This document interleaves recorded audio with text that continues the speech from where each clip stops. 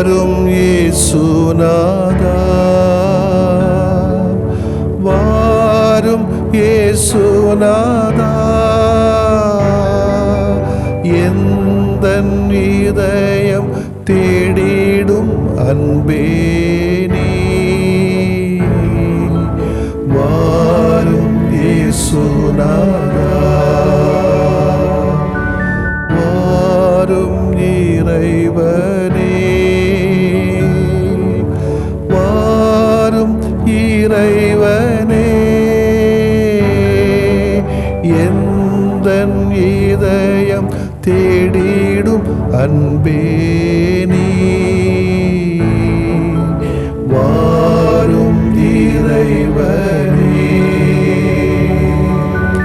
வாரும் இறையாவியே, வாரும் இறையாவியே, எந்தன் இதயம் தேடிடும் அன்பே நீ, வாரும் இறையாவியே.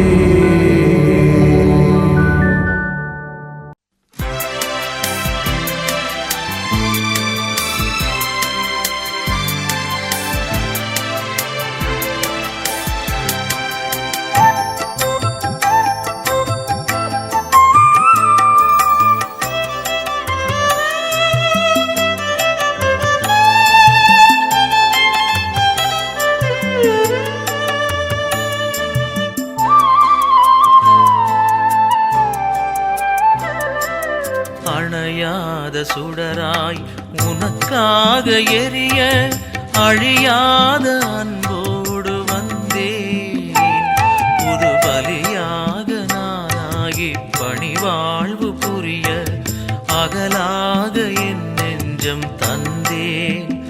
நான் அகலாக என் நெஞ்சம் தந்தேன். அணையாத சுடராய் உனக்காக எரிய அழியாத அன்போடு வந்தேன். புது பலியாக நானாகி பணிவாழ்வு புரிய அகலாக என் நெஞ்சம் தந்தேன். நான் அகலாக என் நெஞ்சம் தந்தேன்.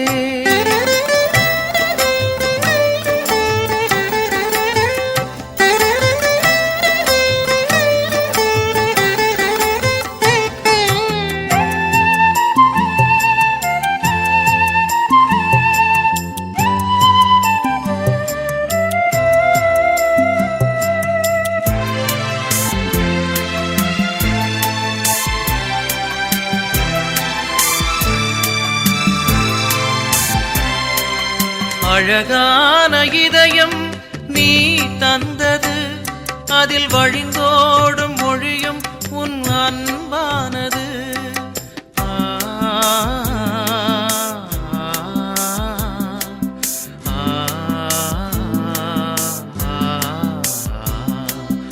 அழகான இதயம் நீ தந்தது, அதில் வழிந்தோடும் மொழியும் உன் அன்பானது. அன்பாவும் அன்பே என் வாழ்வாகிட, அன்பாவும் அன்பே என் வாழ்வாகிட, இனி எனதான எல்லாமே உன் சொந்தமே. அணையாத சுடராய் உனக்காக எரிய அழியாத அன்போடு வந்தேன். புது பலியாக நானாகி பணிவாழ்வு புரிய அகலாக என் நெஞ்சம் தந்தேன். நான் அகலாக என் நெஞ்சம் தந்தேன்.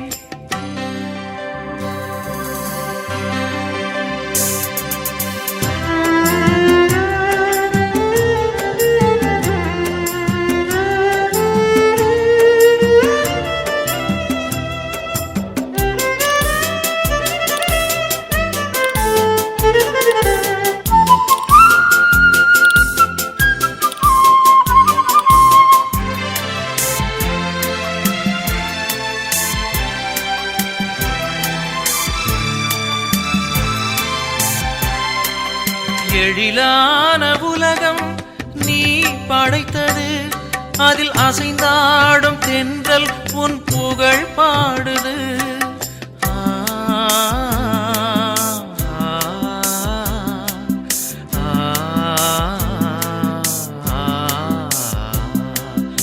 எழிலான உலகம் நீ படைத்தது, அதில் அசைந்தாடும் தென்றல் உன் புகழ் பாடுது. தேவாவுன் நிலையன்பு எனில் தங்கிட, தேவாவுன் நிலையன்பு எனில் தங்கிட, இனி திசையெங்கும் உன் பாடல் நானாகுவேன். அணையாத சுடராய் உனக்காக எரிய, அழியாத அன்போடு வந்தேன்.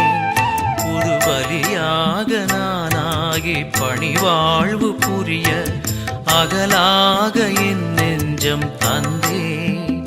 நான் அகலாக என் நெஞ்சம் தந்தேன். அணையாத சுடராய் உனக்காக எரிய, அழியாத அன்போடு வந்தேன். புது பலியாக நானாகி பணிவாழ்வு புரிய, அகலாக என் நெஞ்சம் தந்தேன். நான் அகலாக என் நெஞ்சம் தந்தேன். மார்க் எழுதிய நற்செய்தி அலகு 6 இறைச்சொற்றொடர்கள் 14 முதல் 29 முடிய. அக்காலத்தில் இயேசுவின் பெயர் எங்கும் பரவியது. ஏரோது அரசனும் அவரை பற்றி கேள்வியுற்றான். சிலர் இறந்த திருமுழுக்கு யோவான் உயிருடன் எழுப்பப்பட்டு விட்டார், இதனால்தான் இந்த வல்லச் செயல்கள் அவரால் ஆற்றப்படுகின்றன என்றனர். வேறு சிலர் இவர் எலியா என்றனர். மற்றும் சிலர் இறைவாக்கினரை போல இவரும் ஒரு இறைவாக்கினரை என்றனர். இதை கேட்ட ஏரோது, இவர் யோவானே, அவர் தலையை நான் வெட்டச் செய்தேன், ஆனால் அவர் உயிருடன் எழுப்பப்பட்டு விட்டார் என்று கூறினார். அதே ஏரோது தன் சகோதரனான பிலிப்பின் மனைவி ஏரோதியாவை மனைவியாக்கி கொண்டிருந்தான். அவள் பொருட்டு ஆள் அனுப்பி யோவானை பிடித்து கட்டி சிறையில் அடைத்திருந்தான். ஏனெனில் யோவான் ஏரோதிடம், உம் சகோதரர் மனைவியை நீர் வைத்திருப்பது முறையல்ல என சொல்லி வந்தார். அப்போது ஏரோதியா அவர் மீது காழ்ப்புணர்வு கொண்டு அவரை கொலை செய்ய விரும்பினாள். ஆனால் அவளால் இயலவில்லை. ஏனெனில் யோவான் நேர்மையும் தூய்மையும் உள்ளவர் என்பதை ஏரோது அறிந்து அஞ்சி அவருக்கு பாதுகாப்பு அளித்து வந்தான். அவர் சொல்லை கேட்டு மிக குழப்பமிட்ட போதிலும் அவருக்கு மனமோ வந்து செவிசாய்த்தான். ஒரு நாள் ஏரோதியாவுக்கு நல்ல வாய்ப்பு ஒன்று கிடைத்தது. ஏரோது தன் பிறந்த நாளில் அரசவையினருக்கும் 1000 தலைவர்களுக்கும் கலிலேய முதன்மை குடிமக்களுக்கும் ஒரு விருந்து படைத்தான். அப்போது ஏரோதியாவின் மகள் உள்ளே வந்து நடனமாடி ஏரோதையும் விருந்தினரையும் அகமகிழச் செய்தாள். அரசர் அச்சிறுமியிடம், உனக்கு என்ன வேண்டுமானாலும் கேள், தருகிறேன் என்றான். என்னிடம் எது கேட்டாலும், ஏன் என் அரசில் பாதியை கேட்டாலும் உனக்கு தருகிறேன் என்றும் ஆணையிட்டு கூறினான். அவள் வெளியே சென்று நான் என்ன கேட்கலாம் என்று தன் தாயை வினவினாள். அவள் திருமுழுக்கு யோவானின் தலையை கேள் என்றாள். உடனே சிறுமி அரசரிடம் விரைந்து வந்து திருமுழுக்கு யோவானின் தலையை ஒரு தட்டில் வைத்து, இப்போது எனக்கு கொடும் என்று கேட்டாள். இதை கேட்ட அரசன் மிக வருந்தினான். ஆனாலும் விருந்தினர் முன் தான் ஆணையிட்டதால் அவளுக்கு அதை மறக்க விரும்பவில்லை. உடனே அரசன் ஒரு காவலனை அனுப்பி யோவானுடைய தலையை கொண்டு வருமாறு பணித்தான். அவன் சென்று சிறையில் அவனுடைய தலையை வெட்டி அதை ஒரு தட்டில் வைத்து கொண்டு வந்து அச்சிறுமியிடம் கொடுக்க, அவளும் அதை தன் தாயிடம் கொடுத்தாள். இதை கேள்வியிட்ட யோவானுடைய சீடர்கள் வந்து அவருடைய உடலை எடுத்துச் சென்று ஒரு கல்லறையில் வைத்தார்கள். ஆண்டவரின் அருள்வாக்கு. இறைவா உமக்கு நன்றி. கிறிஸ்து இயேசுவிலே பிரியமுள்ள சகோதரிகளே, சகோதரர்களே, மனசாட்சிப்படி நம்ம வாழணும். எது உண்மையோ, எது நேர்மையானதோ, அதுக்கு புறம்பாக எது நடந்தாலும் அதை துணிச்சலாக அச்சமின்றி எடுத்து சொல்லணும். தலை போனாலும் பரவாயில்லை என்று நினைக்கக்கூடிய மனிதர்கள் தான் இயேசுவுக்கு சான்று பகர முடியும். இல்லை என்றால் இயேசுவுக்கு நாம் சோதனை கொடுப்பது போல மாறிவிடும். பெரிய ஏரோதுக்கு பல பிள்ளைகள் இருந்தார்கள். தான் இறக்கும்போது ரோமியர்களின் ஒப்புதலோடு தன்னுடைய நாட்டை தன்னுடைய 3 பிள்ளைகளுக்கு பிரித்து கொடுத்தார். அவர்கள் ஆர்கலாஸ், பிலிப் மற்றும் இந்த நற்செய்தியில் வருகின்ற அந்திபாஸ். ஏரோது அந்திபாஸ் தன் சகோதரன் பிலிப்பு பொறுப்பாளராக இருந்த ரோமே நகருக்கு சென்றபோது அவனுடைய மனைவியை தன்னோடு அழைத்து கொண்டு வந்து தனது மனைவியாக்கி கொள்கிறார். இதன் மூலம் ஏரோது 2 தவறுகளை செய்கிறார். ஒன்று, தன்னுடைய சகோதரன் மனைவியை தன்னுடைய மனைவியாக்கியது. இரண்டாவது, இப்படி தவறான வாழ்வு வாழ தன்னுடைய மனைவியை எக்காரணமும் இல்லாமல் விவாகரத்து செய்தது. திருமுழுக்கு யோவான் இதைத்தான் கண்டிக்கிறார். வடிவேல் சொல்றது போல, அசதிக்கு ஒன்று வசதிக்கு ஒன்று வச்சுக்கலாமே, இப்போ உள்ள ஸ்டைல் அப்படி ஆகிப்போச்சு. நட்புல கூடி வாழ்றதுக்கு ஒன்று, காசுக்கு ஒன்று, சொகுசுக்கு ஒன்றுன்னு உறவுகளிலே பல வகைகள் இன்றைக்கு குடும்பங்கள் இருக்கத்தான் செய்கிறது. பணம், அழகு, இதை தேடி செல்கின்ற கள்ள தொடர்புகள் குடும்பங்களிலே, அதற்கு துணை போகிற செல் போன்ற கட்ஜெட்ஸ். அதாவது எதை நான் தீர்ப்பிட விரும்பவில்லை, ஆனால் பல மனமுறிவுகள் அல்லது கூட்டிட்டு ஓடுறது, தவறாக நடந்து கொள்வது, இதெல்லாம் இந்த நட்பு குறித்து, உறவு குறித்து பொய் பேசுவது, பொய்த்தனங்கள். மணமகனும் சேர்ந்து வாழ விரும்பினாலும் பெற்றோர்களை உனக்கு அவ வேண்டாம் என்று ஒதுங்கி போ என்று சொல்லுகின்ற அளவுக்கு இன்னைக்கு மனசாட்சி, மனக்குரலுக்கு எதிராக செல்லுகின்ற போக்குகள், அநியாயம், அக்கிரமம் என்று தெரிஞ்சாலும் ஒதுங்கி போகிறது. குரல் கொடுக்காம, உண்மைக்கு குரல் கொடுக்காம, அதை உள்ளன்போடு செய்யாம ஒதுக்குறதும் இன்னைக்கு வாழ்க்கையில சகஜமாயிடுச்சு. இதை நாம் கண்டிக்காமல் இருந்தோம் என்று சொன்னால் இந்த சமூகம் எங்கே செல்லும் என்ற ஒரு ஐயப்பாடு நமக்கு எழுகிறது.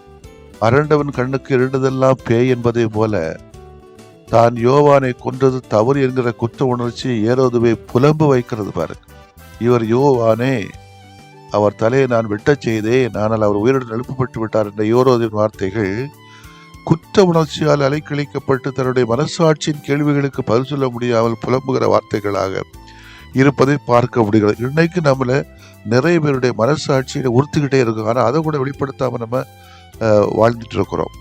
யோவானின் வார்த்தைகள் மனசாட்சியின் குரலாக அவனுக்கு உள்ளாக எதிரொலித்துக் கொண்டிருக்கிறது.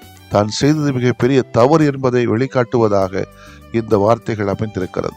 தவறு என்று தெரிந்தும் தவறை செய்தால் நிம்மதியற்ற வாழ்வுதான் நமக்கு மிஞ்சும் என்பதற்கு ஏரோதின் வாழ்வு நமக்கு எச்சரிக்கையாக இருக்கிறது. இன்றைக்கும் நம்முடைய நடமாடுகிற பிணங்களாக மனிதர்கள் அலைத்து கொண்டிருக்கிறார்கள் என்றால் அவர்கள் செய்த தவறுதான் அதற்கு காரணம்.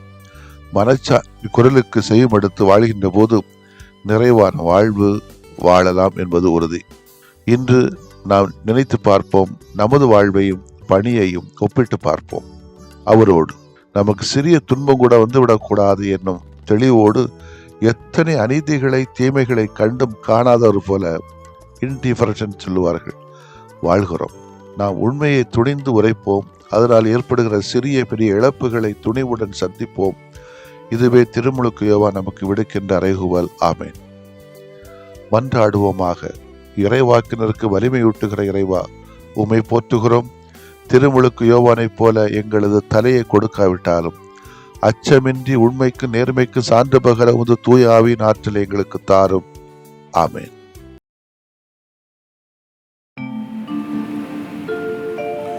விரும்புகிறேன் நீயும் குணமாகு, அஞ்சாதே நான் என்றும் உன்னோடு.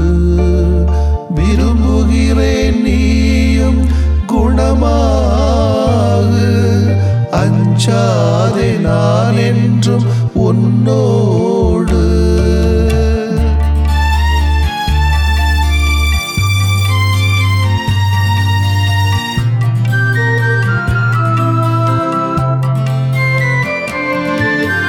அலையலையாய் துன்பம் வந்த போதிலும்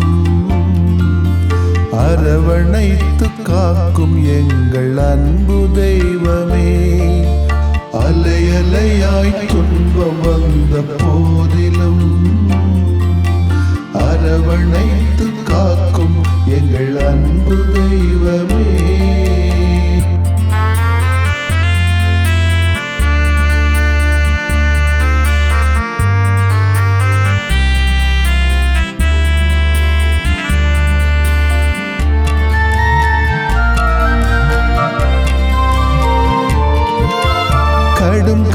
காய்ச்சலால் அவதியுற்றோம் தெய்வமே, உடல் வலியால் நொந்து போனோம் தெய்வமே, கேட்கும் குரல் கேட்ட மக்கு நலம் தாருமே, கேட்கும் குரல் கேட்ட மக்கு நலம் தாருமே. அலை அலையாய் துன்பம் வந்த போதிலும் அரவணைத்து காக்கும் எங்கள் அன்பு தெய்வமே.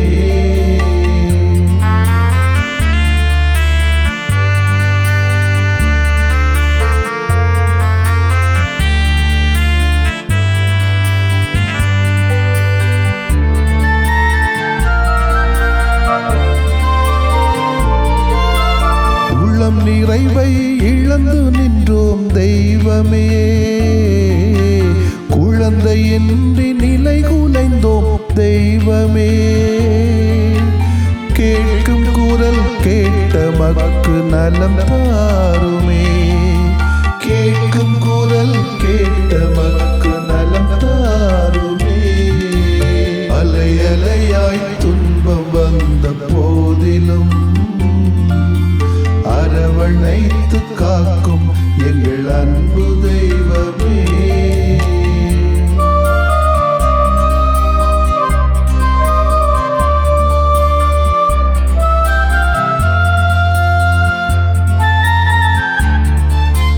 குடி போதையில் பேதையானும் தெய்வமே, குடும்ப மகிழ்வை குலைத்து விட்டோம் தெய்வமே, கேட்கும் குரல் கேட்ட மக்கு நலம் தாருமே, கேட்கும் குரல் கேட்ட மக்கு நலம் தாருமே. அலை அலையாய் துன்பம் வந்த போதிலும் அரவணைத்து காக்கும் எங்கள் அன்பு தெய்வமே.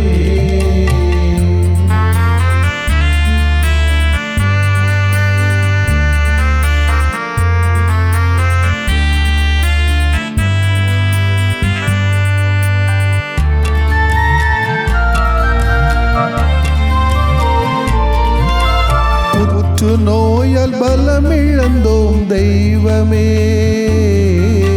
தொற்று நோயால் நிம்மதி இழந்தோம் தெய்வமே, கேட்கும் குரல் கேட்ட மக்கு நலம் தாருமே, கேட்கும் குரல் கேட்ட மக்கு நலம் தாருமே. அலை அலையாய் துன்பம் வந்த போதிலும் அரவணைத்து காக்கும் எங்கள் அன்பு தெய்வமே. அலை அலையாய் துன்பம் வந்த போதிலும் அரவணைத்து காக்கும் எங்கள் அன்பு தெய்வமே.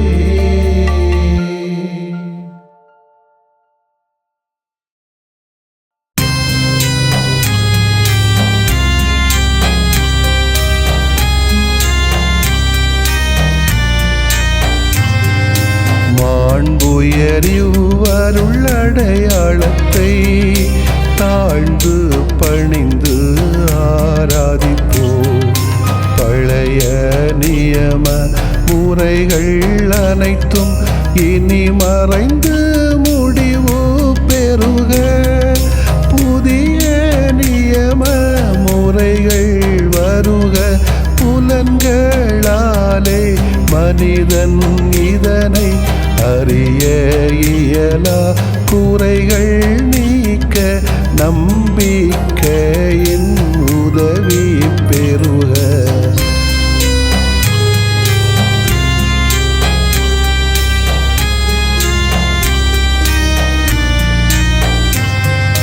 தந்தை அவர்க்கும் மகன் அவர்க்கும் புகழ்ச்சியோடு வெற்றியாக்கும், மீட்பின் பெருமை மாட்சிமையோடு வலிமை வாழ்த்து யாவுமாக, இருவரிடமாய் வருகின்றவராம் தூய ஆவியானவர்க்கும் அளவில்லாத சமப்புகழ்ச்சி என்றுமே உண்டாகுக. ஆமென். வானில் நின்று அவர்களுக்கு அப்பமளித்தீரே, இனிமையெல்லாம் தன்னகத்தில் கொண்ட அப்பம் இதுவே. மன்றாடுவோமாக. இறைவா, இந்த வியப்புக்குரிய அருளடையாளத்திலே உம்முடைய பாடுகளின் நினைவை எங்களுக்கு விட்டு சென்றீ. உமது திருவுடல் திருரத்தமாகியவற்றின் தூய மறைபொருளை வணங்கும் நாங்கள் உமது மீட்பின் பயனை இடைவிடாமல் துய்த்து உணர்ந்து மகிழ அருள்வீராக. தந்தையாகிய இறைவனோடு தூய ஆவியாரை ஒன்றிப்பில் இறைவனாய் என்றென்றும் வாழ்ந்து ஆட்சி செய்கின்ற உம்மை மன்றாடுகின்றோ. ஆமென்.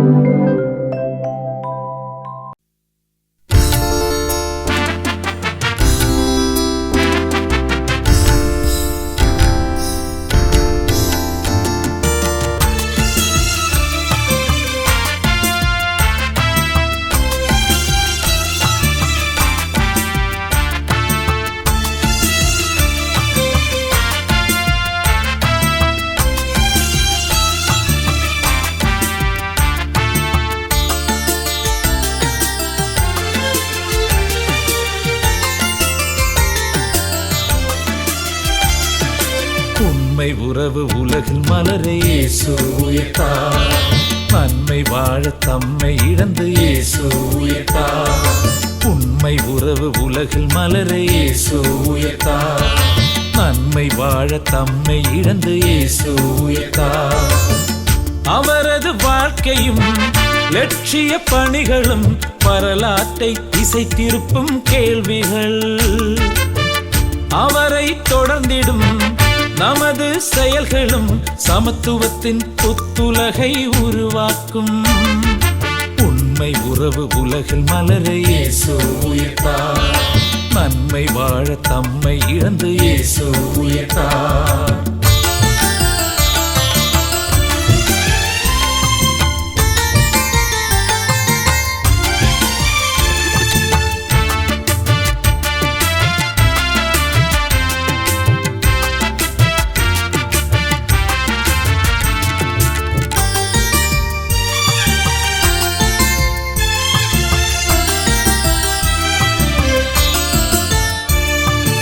ஏழை வாழ்வின் வீழ்ச்சி கண்டு ஏனென கேட்டார்.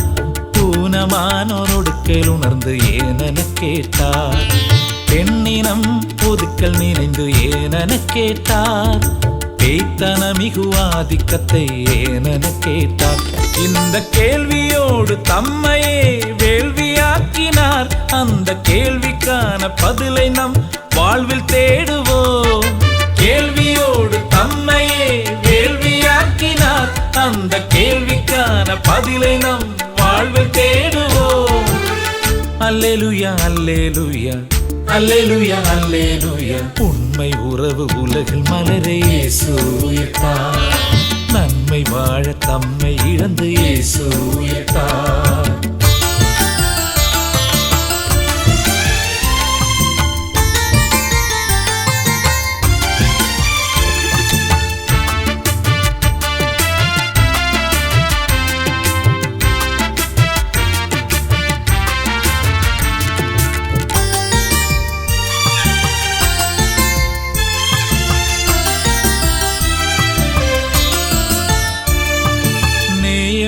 சட்டங்களை ஏனென கேட்டார், தேவையற்ற மரபுகளை ஏனென கேட்டார், குலப்பிரிவு குறுவுணர்வை ஏனென கேட்டார், குறுகி போன பார்வைகளை ஏனென கேட்டார். இந்த கேள்வியோடு தம்மையே வேள்வியாக்கினார். அந்த கேள்விக்கான பதிலை நம் வாழ்வில் தேடுவோம். கேள்வியோடு தம்மையே வேள்வியாக்கினார். அந்த கேள்விக்கான பதிலை நம் வாழ்வில் தேடுவோம். அல்லேலூயா அல்லேலூயா அல்லேலூயா அல்லேலூயா. உண்மை உறவு உலகில் மலரே இயேசு உயிர்த்தார். நன்மை வாழ தம்மை இழந்து இயேசு உயிர்த்தார். உண்மை உறவு உலகில் மலரே இயேசு உயிர்த்தார். நன்மை வாழ தம்மை இழந்து இயேசு உயிர்த்தார். அவரது வாழ்க்கையும் லட்சிய பணிகளும் வரலாற்றை திசை திருப்பும் கேள்விகள். அவரை தொடர்ந்திடும் நமது செயல்களும் சமத்துவத்தின் புத்துலகை உருவாக்கும். உண்மை உறவு உலகில் மலரே இயேசு உயிர்த்தார். நன்மை வாழ தம்மை இழந்து இயேசு உயிர்த்தார்.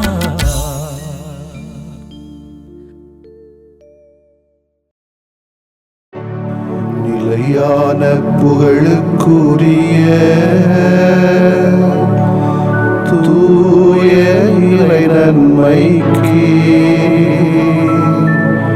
எல்லா காலமும் தொழுகையும் புகழும் போற்றியும் ஆட்சிமையும் உண்டாக கடவது. போற்றியும் ஆட்சிமையும் உண்டாக கடவது. தந்தை, மகன், தூய ஆவியாரின் பெயராலே ஆமென்.